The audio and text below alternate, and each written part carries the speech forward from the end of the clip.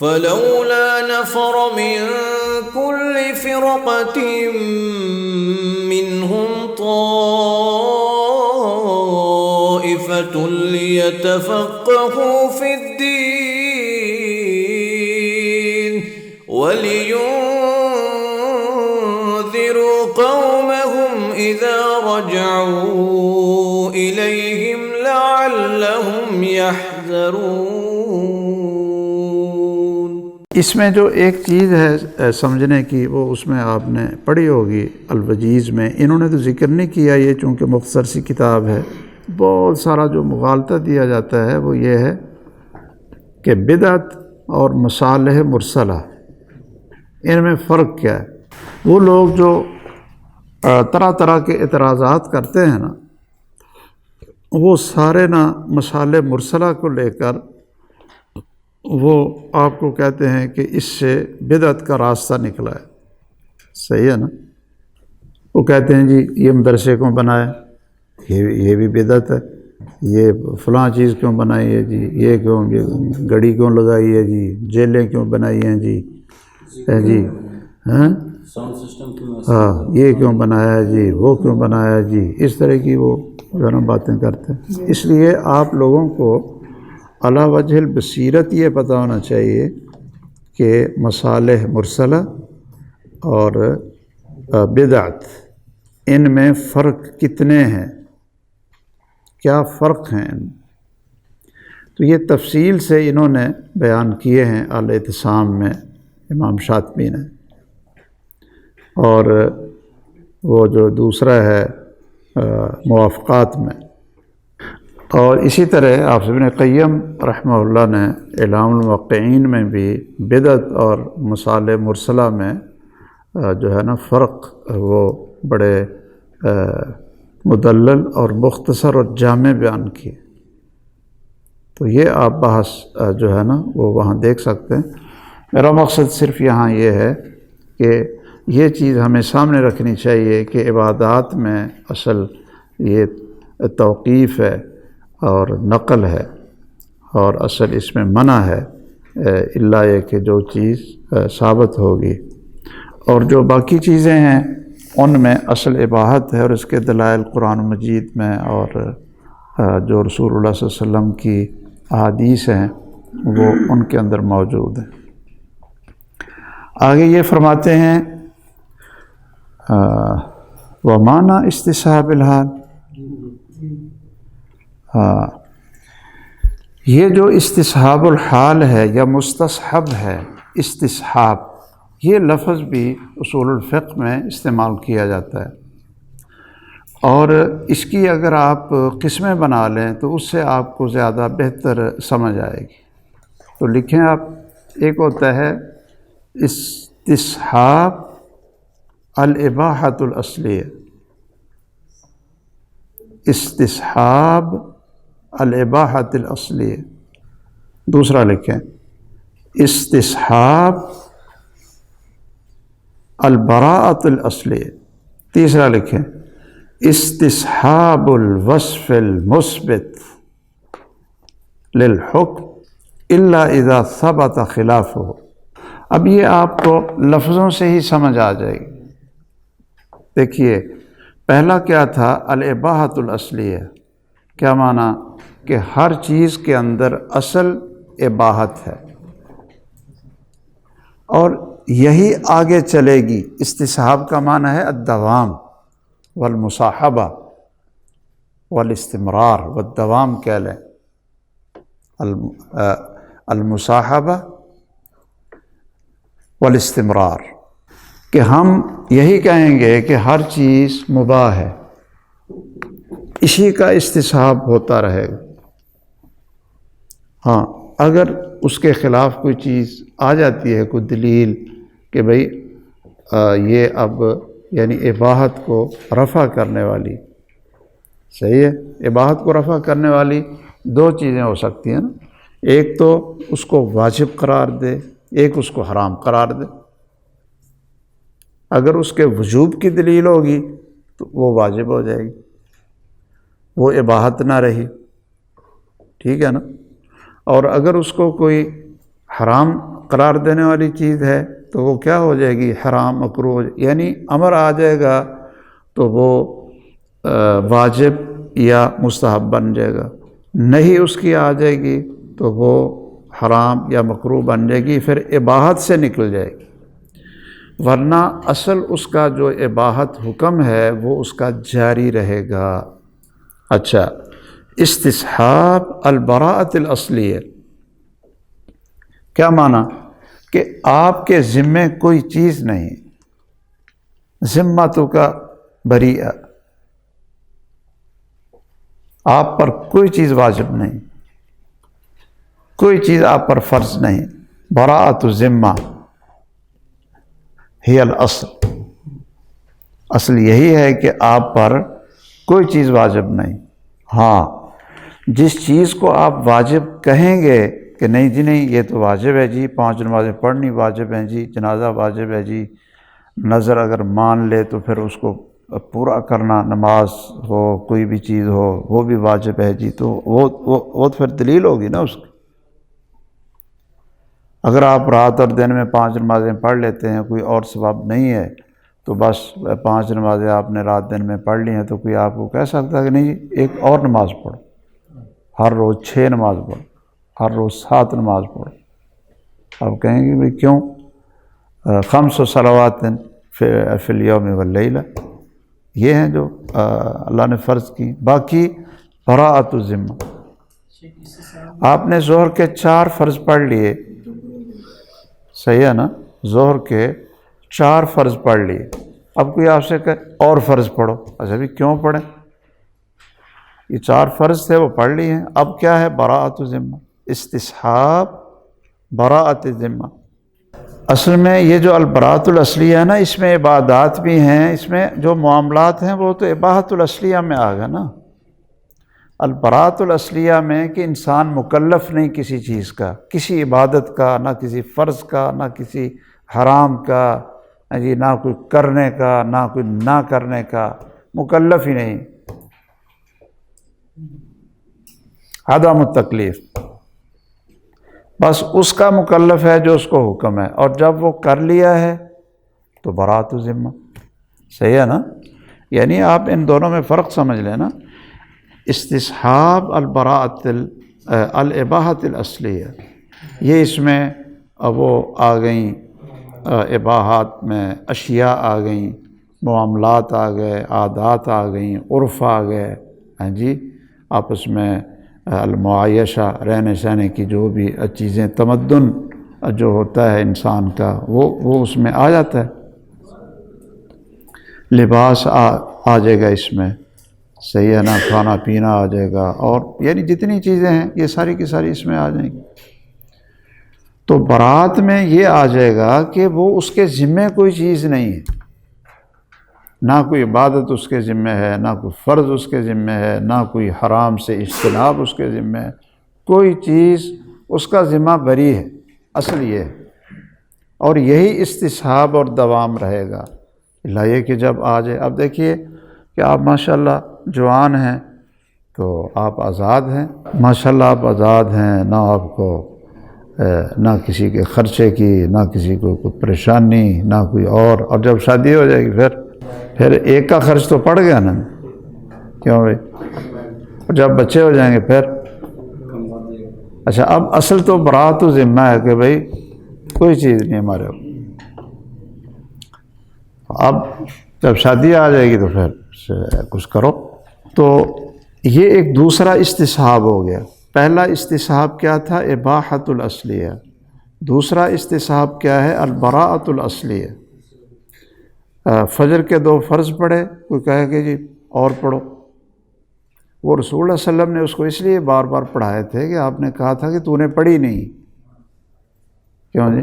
ارجع فصلی فإنک لم تصلی، کہ تو نے پڑھی نہیں، اس لیے اس کو کہا، ورنہ اگر ایک دفعہ نماز پڑھ لی ہے اور کوئی ایسا کوئی سبب نہیں ہے تو پھر ٹھیک ہے، وہ کہہ دے گا جی میں نے تو پڑھ لی۔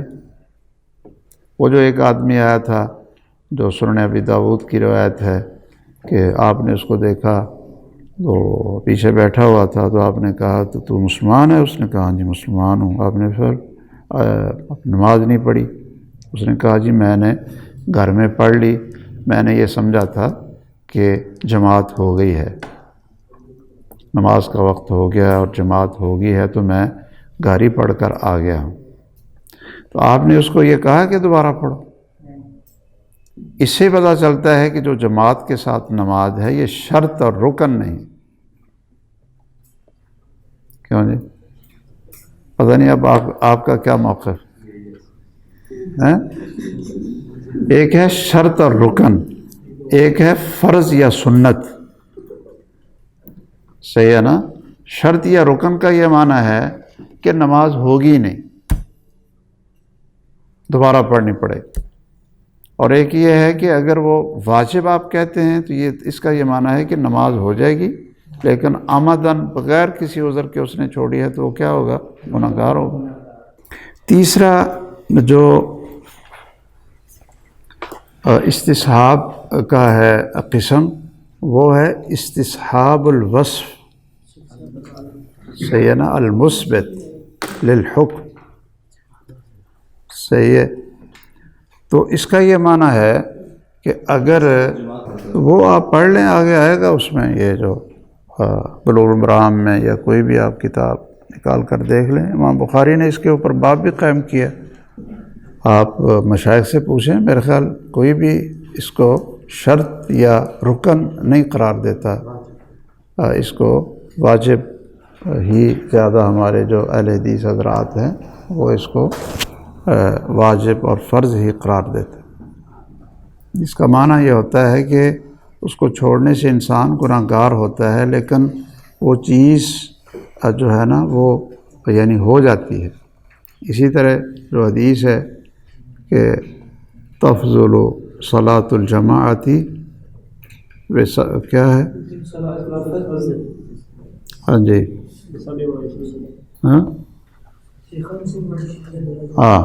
من صلاۃ الفرض بسبع یا بخمس و عشرین درجہ، وہ اس سے یعنی افضل ہے، اس سے افضل ہے۔ تو اس کا یہ معنی ہے کہ وہ نماز ہے تو وہ دوسری اس سے افضل ہے نا، اگر وہ نماز ہی نہیں ہے تو دوسری پھر اس سے افضل کیسے؟ اسی طرح خیر وہ حدیث میں تو شاید کوئی اور مسئلہ سنا رہا تھا، وہ جو ایک آدمی تھا آیا تھا گھر سے نماز پڑھ کر، تو آپ نے اس سے پوچھا کہ تو مسلم ہے؟ اس نے کہا ہاں جی مسلم ہے۔ آپ نے پوچھا پھر نماز؟ اس نے کہا جی میں گھر میں نماز پڑھی، میں نے یہ سمجھا کہ جماعت ہو گئی ہے تو میں نے پھر گھر ہی نماز پڑھ لی۔ تو آپ نے اس کو نہیں کہا تھا کہ دوبارہ پڑھو، آپ نے ویسے یہ کہا تھا کہ اگر تم یعنی مل جائے تمہیں جماعت ہو رہی ہو تو ساتھ پڑھو۔ وہ دوسرے دو کو یہ کہا تھا کہ پڑھو فَإِنَّهَا لَكُمْ نافلہ، اس کے ادا کا حکم نہیں دیا۔ یہ برات الذمہ کی شاید میں بات کر رہا تھا کہ ایک چیز فرض جو ہے وہ آپ نے ادا کر لیا ہے تو ٹھیک ہے، وہ آپ کا ذمہ بری ہو گیا، اب آپ سے دوبارہ اس کا مطالبہ نہیں کیا جائے گا کہ بھی کرو۔ یہ ہے براءۃ الذمہ۔ اور ایک ہے استصحاب الوصف، کہ ایک وصف کی وجہ سے وہ حکم ثابت ہوا، مثلا آپ نے وضو کر لی، آپ نے وضو کر لی، اب یہ وضو آپ کا مستمر رہے گا، یعنی یہی کہیں گے کہ آپ فرض پڑھیں نفل پڑھیں، یہ آپ کا وضو ہے، آپ نے وضو کیا ہے، تو اب یہ جو وصف وضو ہے یہ آپ کے ساتھ قائم ہے، ٹھیک ہے؟ یہ اتنی دیر تک قائم رہے گا جب تک اس کا کوئی خلاف نہیں ہوگا۔ مثلا وضو ٹوٹ جاتا ہے، آپ کو قضاء حاجت آپ کرتے ہیں، صحیح ہے نا؟ یا کوئی اور جس کو شریعت نے ناقض وضو قرار دیا، شریعت نے جس کو ناقض وضو قرار دیا ہو، پھر آپ کا وضو وہ نقض ہو جائے گا، منقوض ہو جائے گا، ورنہ وضو کا وصف یہ جاری رہے گا۔ اس لیے تو وہ جو آتا ہے کہ بھئی جب آپ نے وضو کیا ہو اور پھر کیا ہے وہ حدیث، حتی لا ينصرف حتی یسمع صوتا او یجد ریحا، اس سے پہلے کہ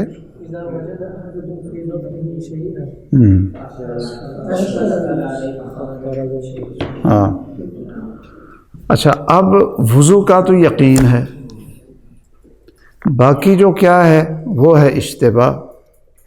تو استصحاب الوصف المثبت الحکم، وہ استصحاب جاری رہے گا۔ اچھا، اسی طرح اگر کسی نے وضو نہیں کیا تو وہ بے وضو ہی ہے۔ اگر کسی نے وضو نہیں کیا اور وہ بے وضو ہی ہے، اس کو ہم کیا کہیں گے کہ اس کا وضو نہیں، اس لیے اس نے کیا ہی نہیں، اس نے کیا نہیں۔ حدث یہ ایک وصف ہے جو اس کے ساتھ استصحاب رہے گا، اور جب کرے گا تو پھر حدث ختم ہو جائے گا۔ ایسے ہی اس طرح آپ یہ فرق اس طرح بھی سمجھ سکتے ہیں کہ آدمی نے وضو کیا ہو پھر اس کو شک پڑے تو فَلْيَبْنِ عَلَى الْيَقِينِ، البناء علی الیقین، وہ یہی کہے کہ بھئی یہ شک کی کیا ضرورت ہے، مجھے اعوذ باللہ پڑھوں اور نماز ٹھیک ہے۔ اور ایک کو یہ ہے کہ میں نے وضو کیا ہے یا نہیں کیا ہے، یعنی اس کو شک اس میں ہے کہ میں نے وضو کیا تھا کہ نہیں کیا تھا۔ اب اس کو کیا کرنا چاہیے؟ وضو کرنا چاہیے، اصل تو یہی تھا کہ نہیں کیا، اب کرے گا تو وضو ہوگا۔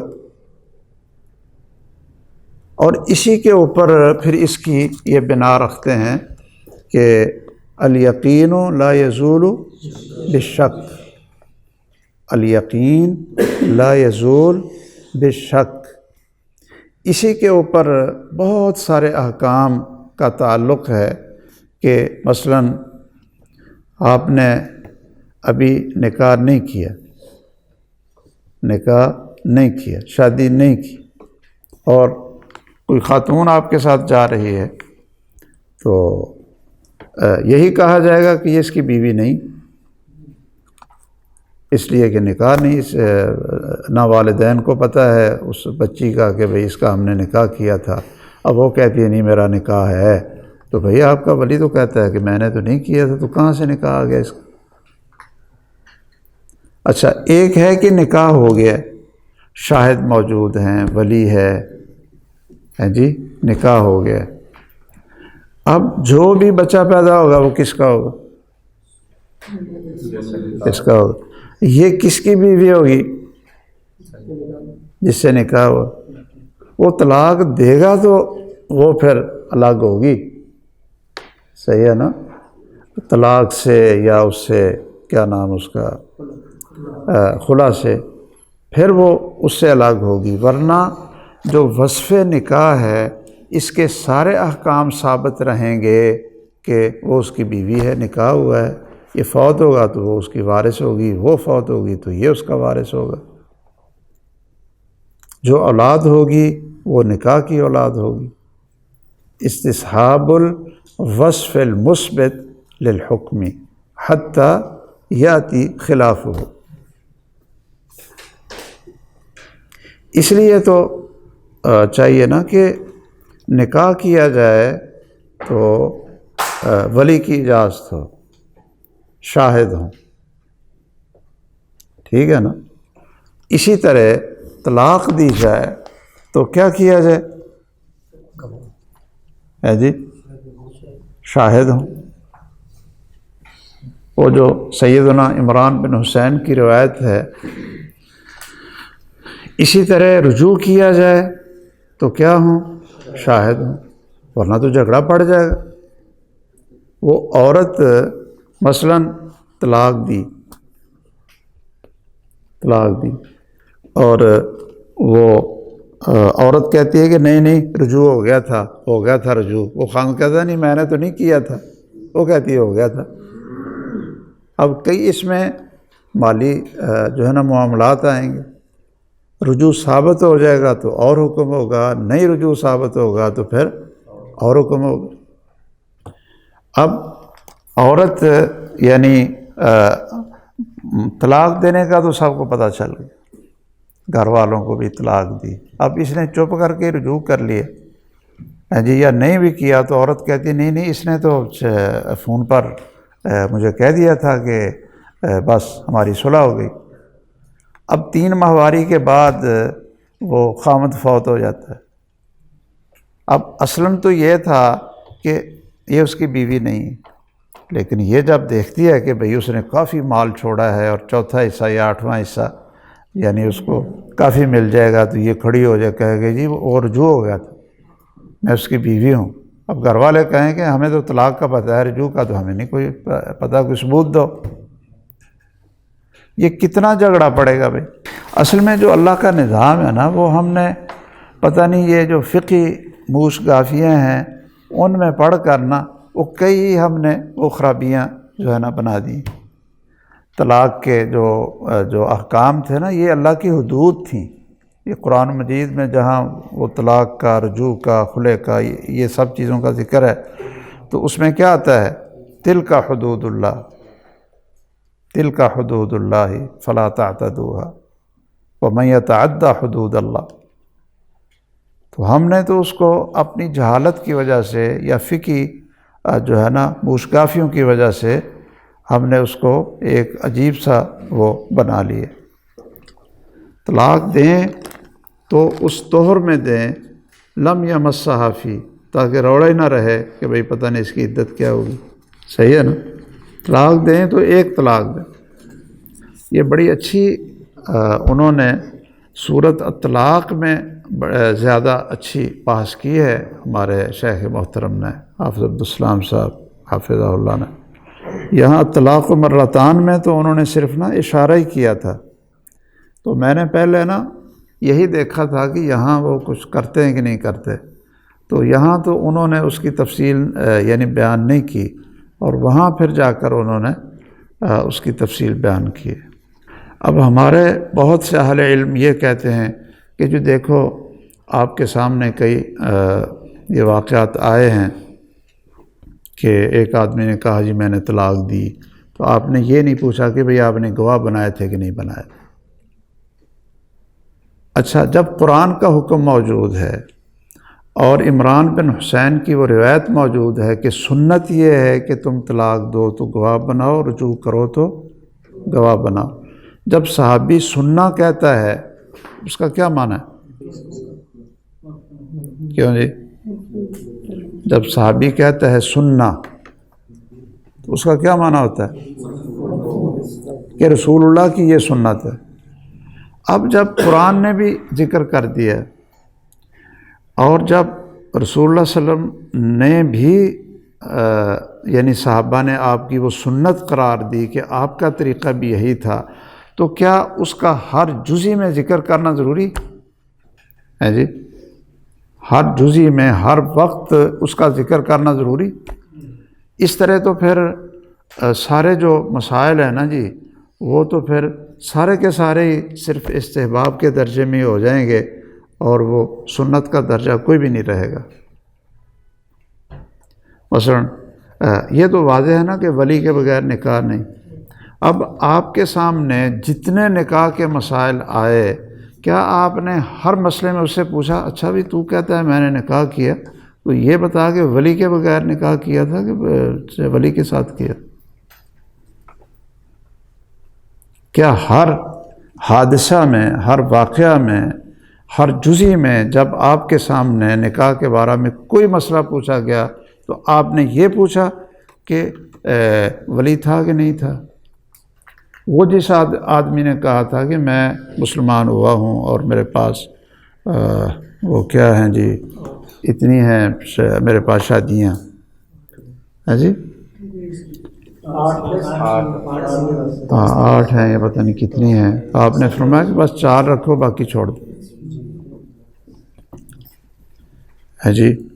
یا وہ خاتون ایک آئی، اس نے کہا جی میری شادی ہونے لگی ہے تو مجھے کوئی وصیت کریں، تو آپ نے اس کو یہ کہا تھا کہ ولی کے بغیر شادی نہ کرنا؟